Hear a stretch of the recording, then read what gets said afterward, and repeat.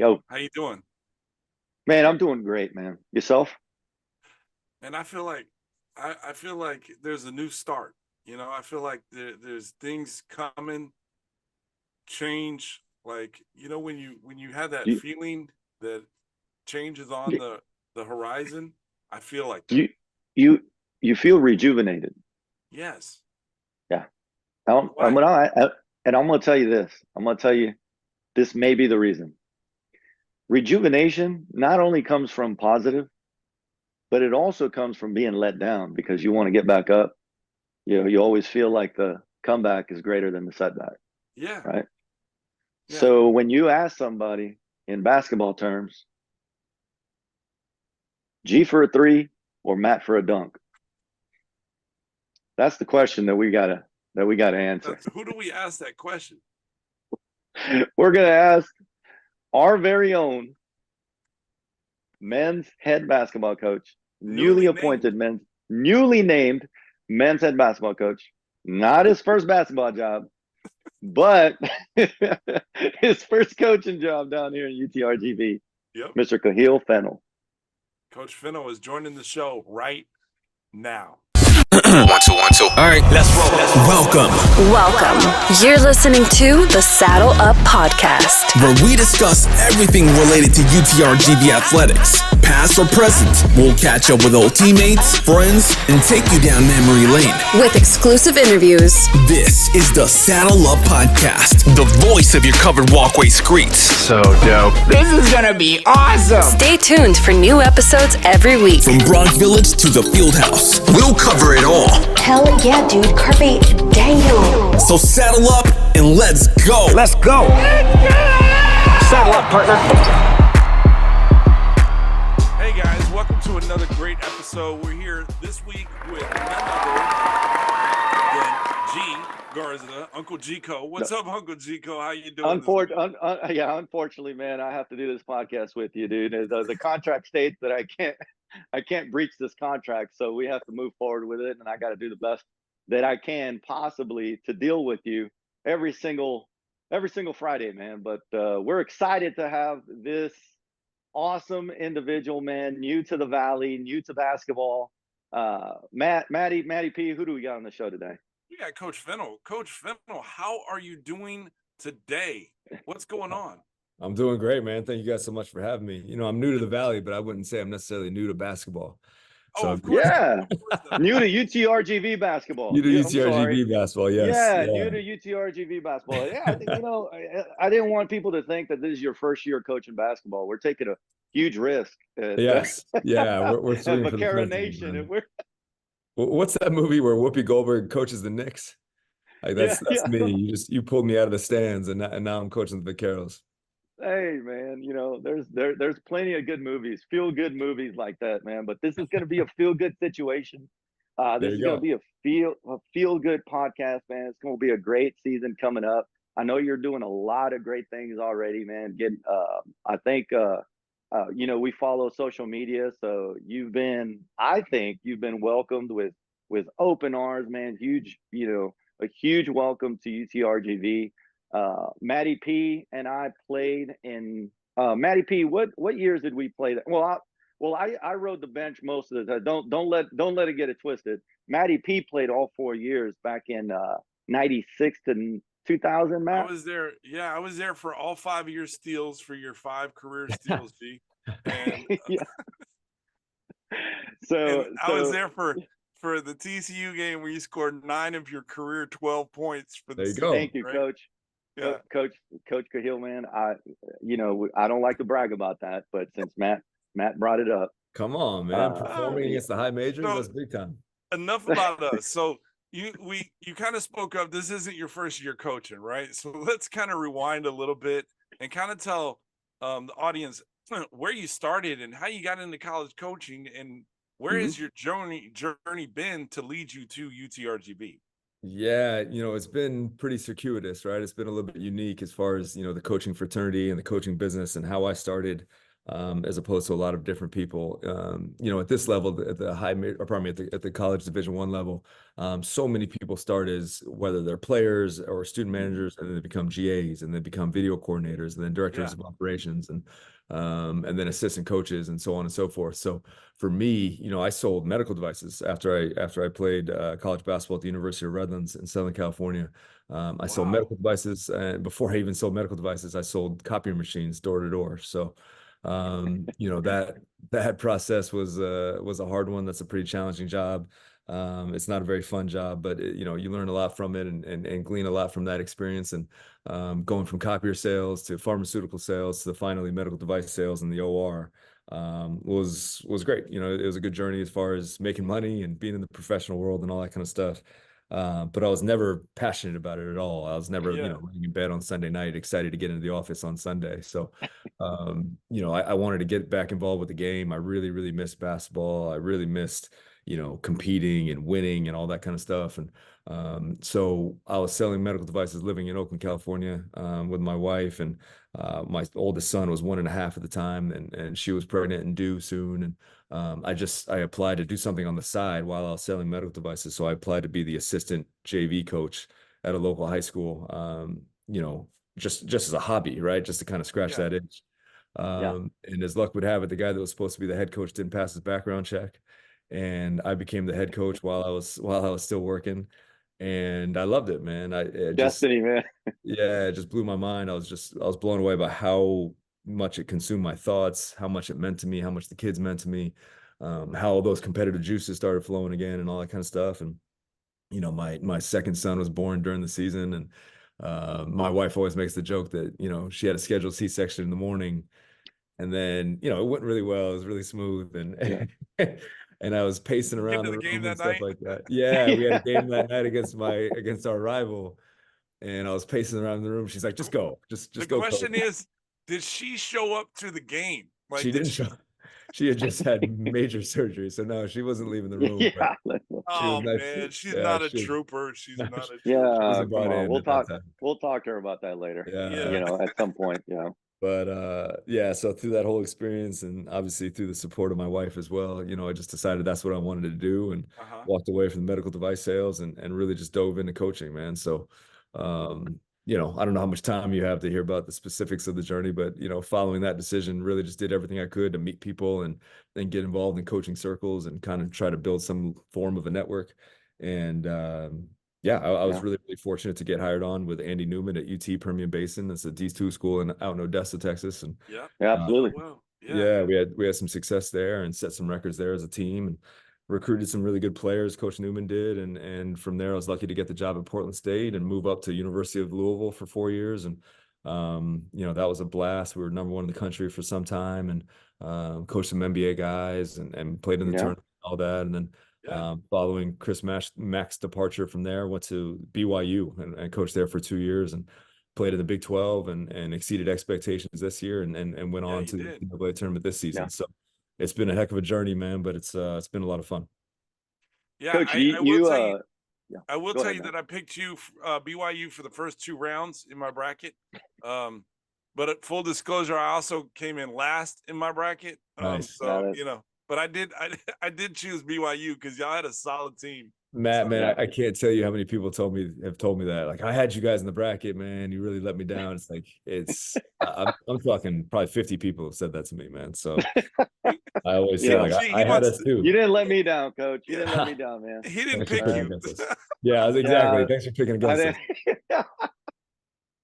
No, we had a little contest, a little saddle up contest, and the guy that actually won picked all his teams because of how cute the mascot was. So, you know what?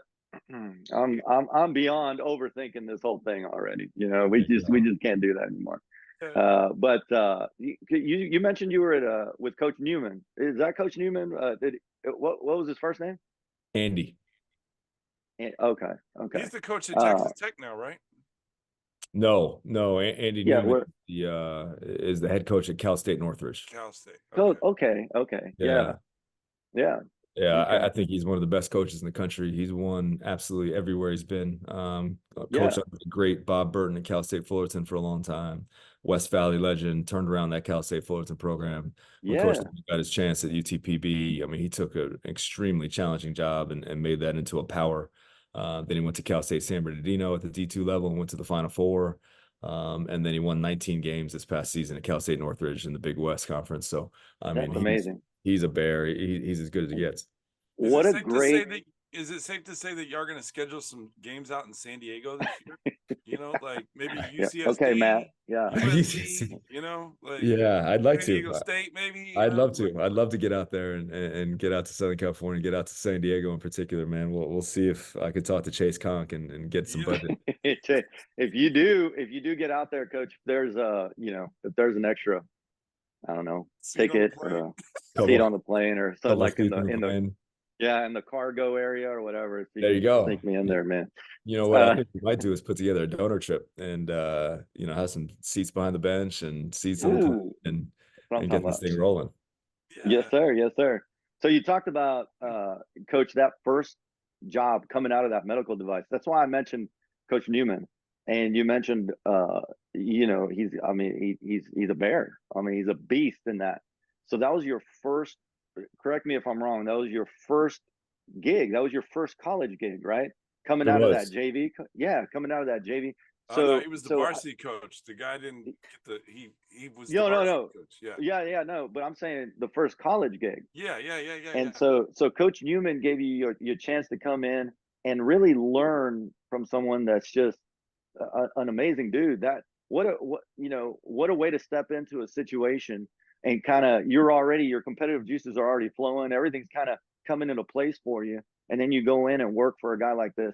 You're leaving medical. If I'm correct, in the medical device field, like you mentioned, is very rewarding on the financial side, correct? Yep. But what says more about you as a person and as a coach is that you're willing to, that money is not everything. That working with kids, developing kids, getting them to where they want to get to, being competitive with that team, building, developing, all that stuff, it was more important to you at that time. I think that people need to know that, man, that you are that kind of guy. You know what I'm saying? Like, you are that guy coming in with all of this experience under your belt, but that you left a situation that was very lucrative. Yeah. Kind of touch on that development side, man, as a coach, as you're going to be working with young men from all over the nation that you're going to bring recruiting. What's your philosophy there as far as like the development side, not only in basketball, but with, within the community, within that, that player as well individually? Yeah. I mean, I'll touch upon a couple of the things that you mentioned there. I mean, you mentioned kind of putting aside money and finances and income and all that kind of stuff, and all selling medical devices. And my wife as well. I mean, she was hugely successful in the same space, in the same industry. Yeah. So we both sacrificed a tremendous amount, financially, comfort wise, where we were living, all that kind of stuff. Yeah. I mean, we were living in our dream house in the Oakland Hills overlooking the bay, and we moved to Odessa, Texas for no money, no salary, to live in a 2-bedroom, apartment in Odessa. So there was a moment even before I got that job where I was jobless, right? Like, so when I walked away from medical device sales, I didn't have anything lined up. Like, there was no job, there was no network built in. I didn't play at a high level, so nobody knew who I was in that respect.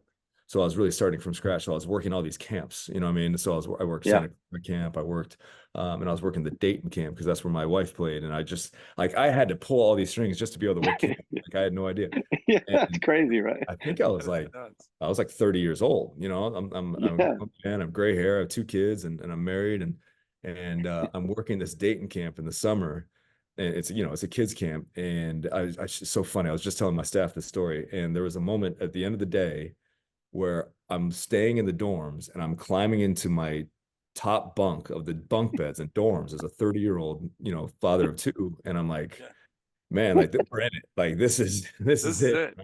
Yeah. So it was very much a wake-up call moment of like, we got to be successful at this thing. Like, we got to take this to the highest level, and this is what it's going to take. And I'm totally comfortable with that.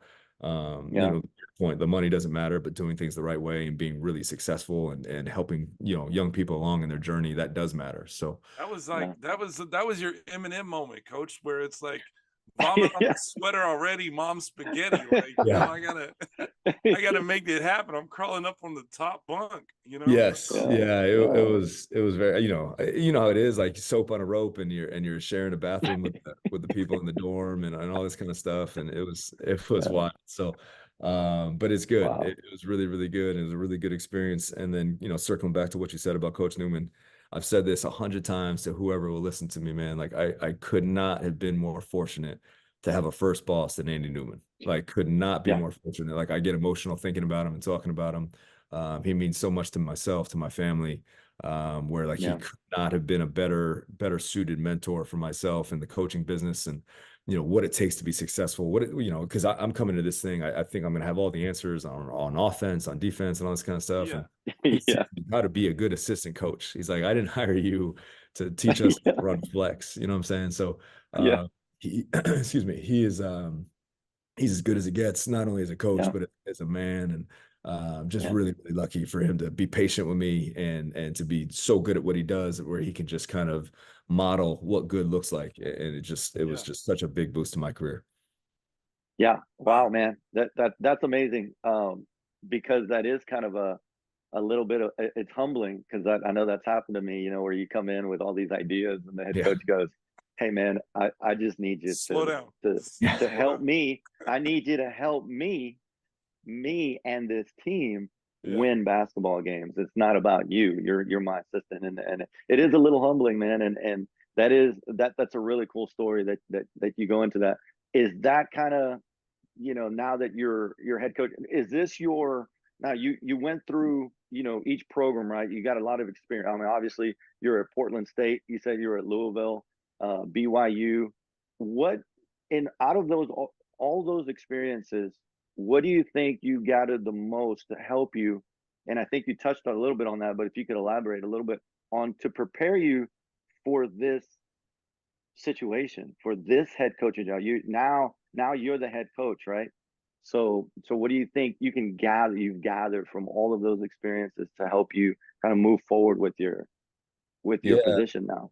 Yes, I think it's a little bit. I think you'd be a fool to pass up information gathering from all your spots, right? So on paper, on the surface, like, UTRGV could not be a more different place than BYU, right? But Coach Pope is so good, and another dude I was just so fortunate to work for and work under is, he just gave me so much responsibility and freedom to coach, to teach, to implement.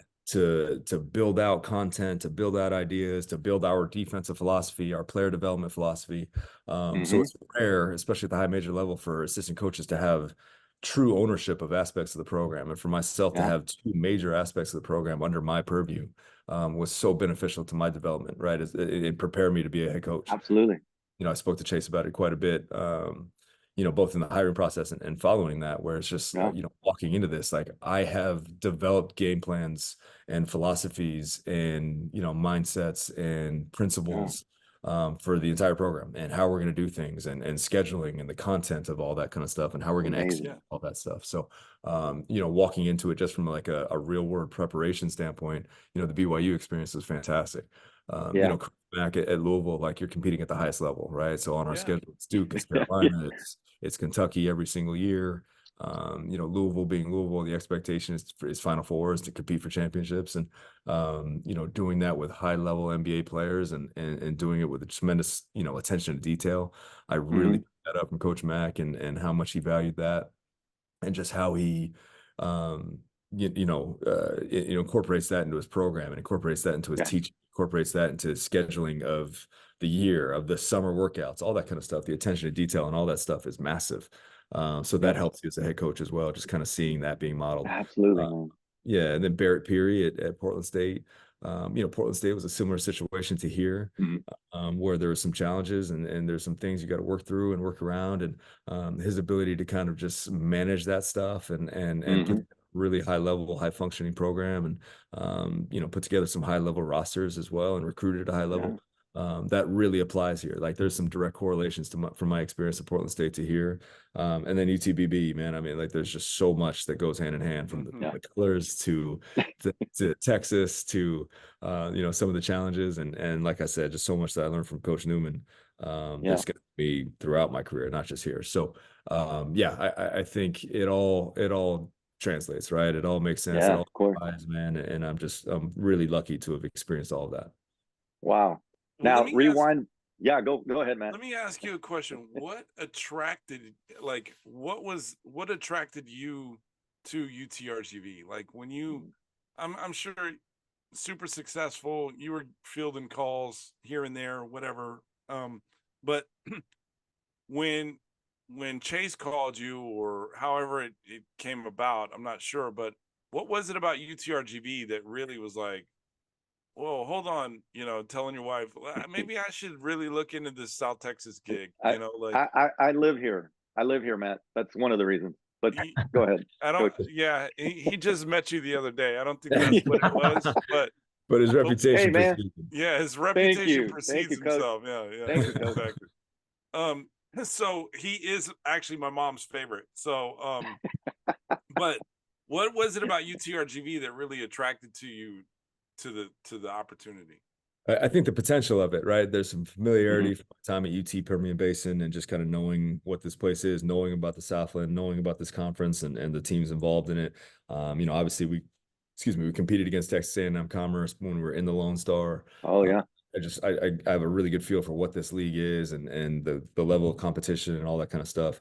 And I think the potential for UTRGV to compete for championships right away was super attractive to me, right? I didn't know much about the area, to be honest with you. I've been blown away by the area since I've been here. I think it's great. I love it. Yeah. I'm really, really happy in this space, in this region. It's been awesome. But the opportunity to win and win now and win big is everything to me. I'm as competitive as it gets, and winning is everything for myself, for my family, and we can do that here. Right? There's space and there's resources here and there's facilities here and there's some things that really play into our favor, where we can compete for championships immediately, and that's what the goal is. Fantastic, man. That's awesome, Coach. That's fantastic. And let me refer back to what we were talking about off camera. That Matt Palmquist is trying to get a doctorate degree, so that he can get like a couple years eligibility to play for you. But if you want to win now, I wouldn't take him up on that offer. I'm just putting that out there, guys. He's a developmental guy. He's a long-term piece. Oh my God. He's still a developmental. He's still developing. He's in his 40s. And he's still trying to develop, man. Definitely an understatement. So, Coach, rewind real quick. You've kind of gone through, where you've been, and the one that fascinated me a little bit was when you spoke of, the conference that you played in when you were at Louisville. What was kind of your most memorable game there that you were involved with when you were in that, playing against the big guys, right? Most memorable at Louisville. For me, the game that always sticks out to me is was my first year there. And it was before like the free for all in the transfer portal, right? So building a roster was far more difficult. You can only get grad transfers. So we inherited a lot and a lot of guys that ended up being really, really good players, but there was just so much unknowns about our roster, so much unknowns about our staff. It was Coach Mack's first year. And we're figuring some things out. So I think we were picked 11th in the ACC. Maybe 12. Like we were not highly regarded going into the season. We had this unbelievably challenging non-conference schedule, with everybody you can think of, with Kentucky's of the world. And I think we played Michigan State that year. And even people like a good Lipscomb team, a good Vermont team, we played in Brooklyn against Tennessee, who was number one in the country at one point that year, and Marquette. Like we were, it was a gauntlet in the non-conference, and we played really well. And we ended up playing at North Carolina, and they had, Luke May and White and Johnson and all these dudes, like NBA players, and Roy Williams, and they were top 10 in the country. We went to North Carolina, beat them by I think 23, which was Roy Williams' biggest home loss of his career. And it was just a good thing. The whole thing was just so eye-opening for me, because I had been at UTPB and then I had been at Portland State, and then to go there, to fly charter to North Carolina, beat them by 23. It was a noon game on a Saturday.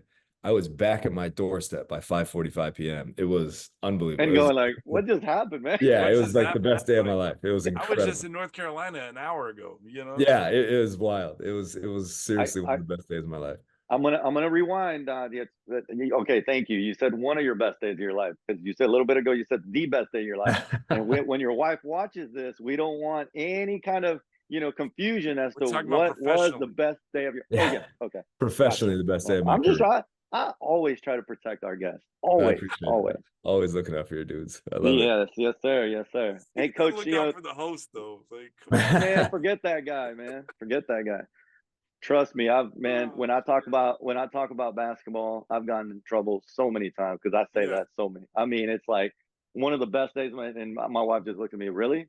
So our wedding date wasn't? Well, baby, I mean, that's just a given, Like, it's a given. I don't have to say that. Before you get yourself and dig yourself in any more trouble, let's. Yeah, thank Coach, you. Thank you, Matt. I know you're a workaholic, right? And you've been on campus. You guys, you haven't found a house yet. Your family, what you shared to me on the phone call last week, your family's still over there in Utah, and they're gonna move over. But you dug yourself into work. When you have that little time to like get away and kind of explore the valley, what are you looking to do? Like, have you been to the beach yet? Where's some places that you've eaten? Like, we can we like to plug eateries that we're foodies, coach. You're gonna tell a bunch that. of restaurants. So we like to plug different places here in the valley, and we'll give you suggestions as well. But I would love that, man. We don't want to give you any more gray hair. We'll tell you where to eat, and then we'll make it easy for you. We'll make it easy for you, right? I've got so much gray hair. At the end of your haircut, and the dude shows you in the mirror, you're like, oh my goodness! Like sometimes you forget what you look like. It's crazy. We're at a game this year at BYU, and it was like a media timeout, and it was the end of the timeout, and I was addressing one of our players, kind of walking on the floor, giving him some last second instructions, and I was walking from the floor back to the bench, and the ref, who I had no idea who he was, I'd never met him, I've never talked to him before, he certainly doesn't know my name. He's like, hey, what's up, Salt and Pepper? I was like, what?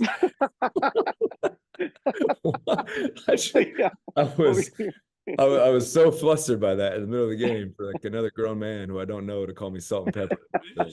Just should have called him Zebra. I mean, he's Salt and Pepper. Man. Oh my goodness. The comparisons have gone from Obama to Morgan Freeman, man. So what are the hobbies, coach? What do you like to do on your time? I know that you're working, man. I know you're working. I know what your goal is right now. Yeah, you got a goal. But when you do get that little bit of a twinkling of an hour or whatever, what do you like to do?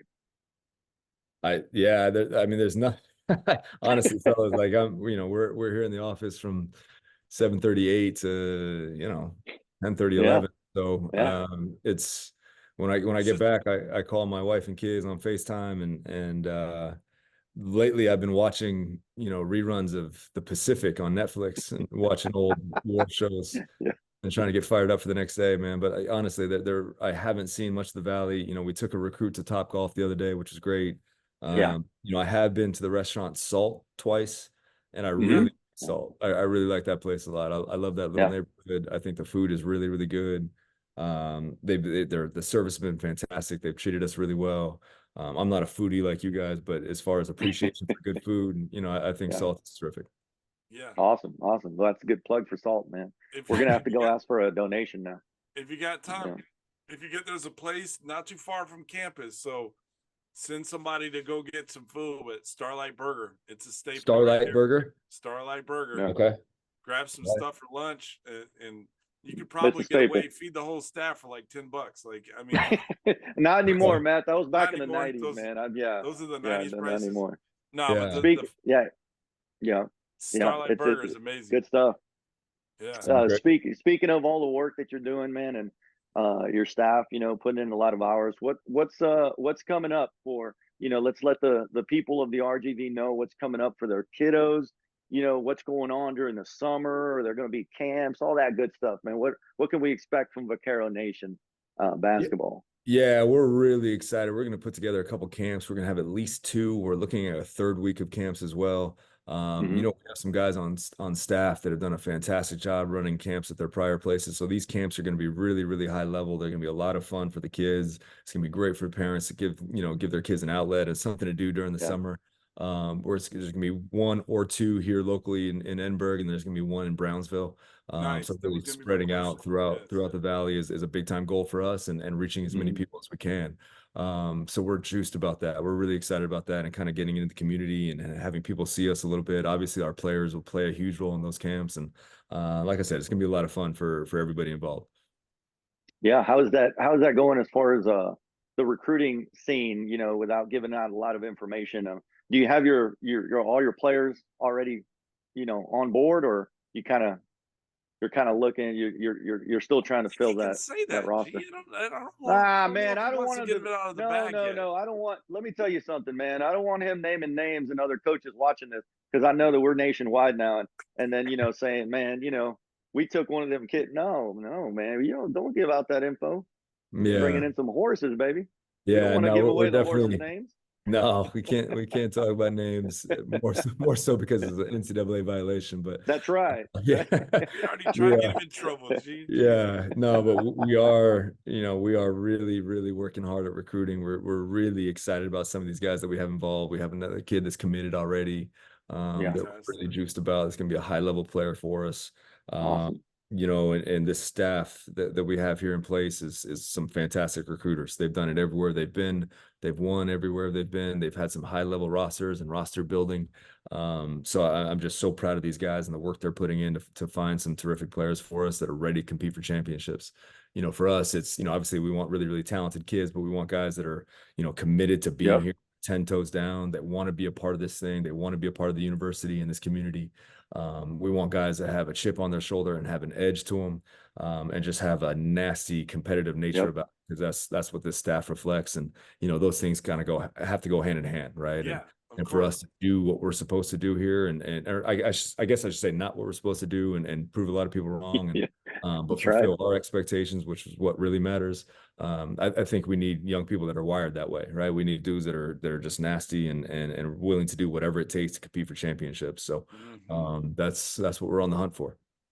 Oh man, I love that mentality, Coach. Got me fired I know up. 100%, man. I'm getting fired up right now just listening to you, and I know that when people watch this podcast, they're going to get fired up as well, man, with Coach, all the things that you're doing, man, what your staff's doing, all the things that you're going to do in the community. We're really fired up for you. Yep. And we're proud of you already. We're proud of you already. Sure. We're coming in with that mentality.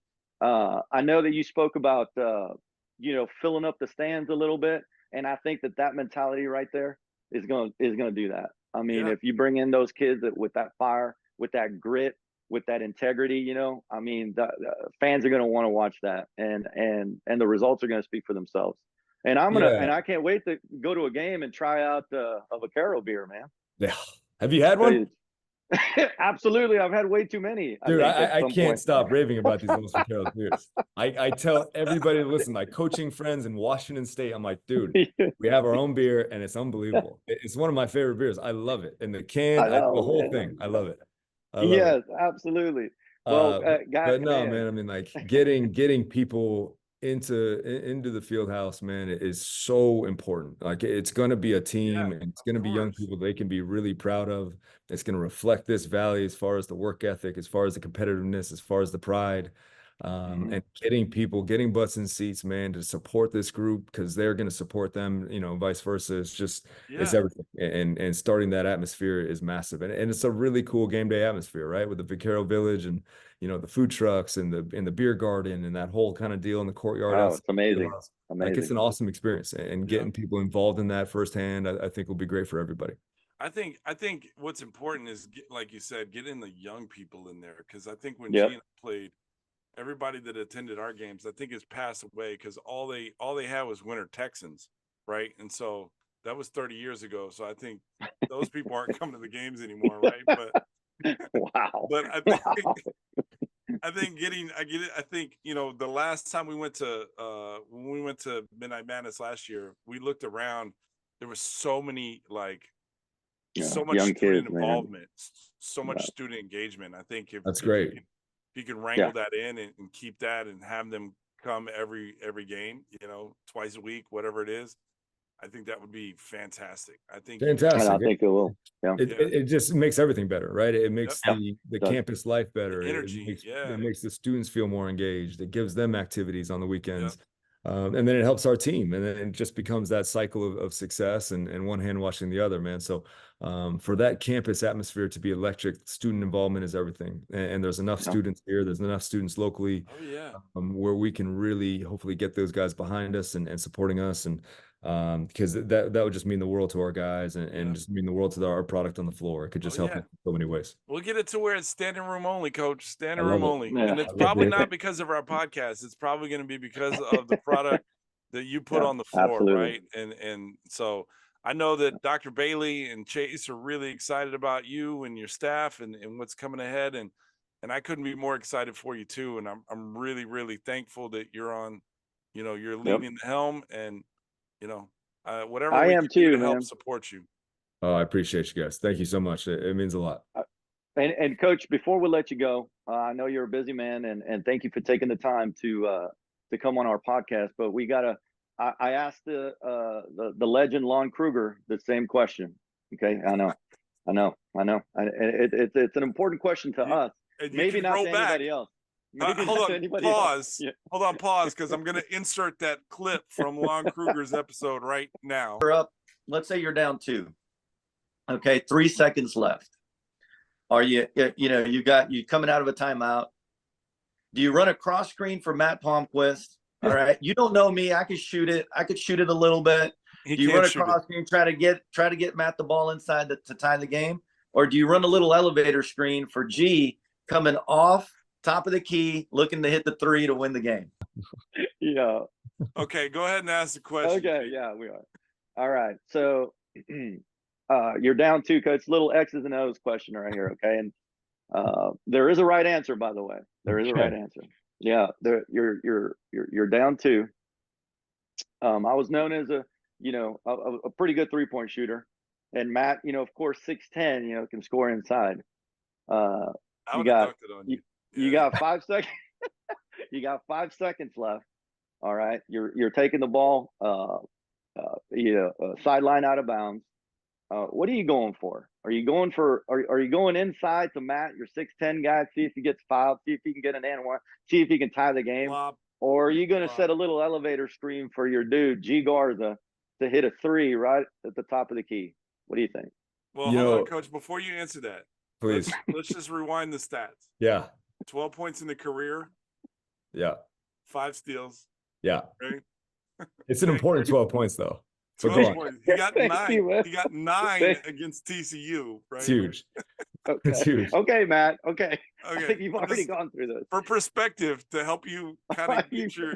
No, You're giving them way too context is many important. clues. I average Giving away 14 a too much game. context. Like, Yeah, come on, context is important. Context is important. Having said that, I'm going for the win. I'm empowering G Garza.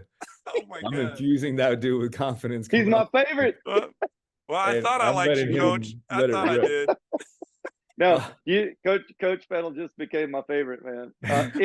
Instant favorite. All Well, right, G Coach, got man. cut by Coach Bush, and I just got cut by. Hey, Coach. I'm a decoy. You're a I big got part of the cut by offense. Coach Matt. Fennell. You're a big Very part of- important too. Yeah. Big part of the play. Everybody has a Big role, part of the man. play. Thank you, Coach. Thank you. Appreciate you. Well, thank you so much, Coach, for joining the show. We really, really we really are thankful for having you on and taking the time. And I know you're busy, and we wish you all the success, and whatever we can do, like I said earlier, whatever we can do to help support you and your staff, all you got to do is text us, call us, whatever, however we can help. No, thank you guys. And you guys have been so supportive, and I appreciate you guys having me on, man. It's been a blast. So anytime. Thank you, Coach. Appreciate you. Have a great right. day. Coach Rally, Fennel, rally. we wish you all the V's success. up. Till next V's week, up. guys. V's up. There's the balloons, G. Always the balloons.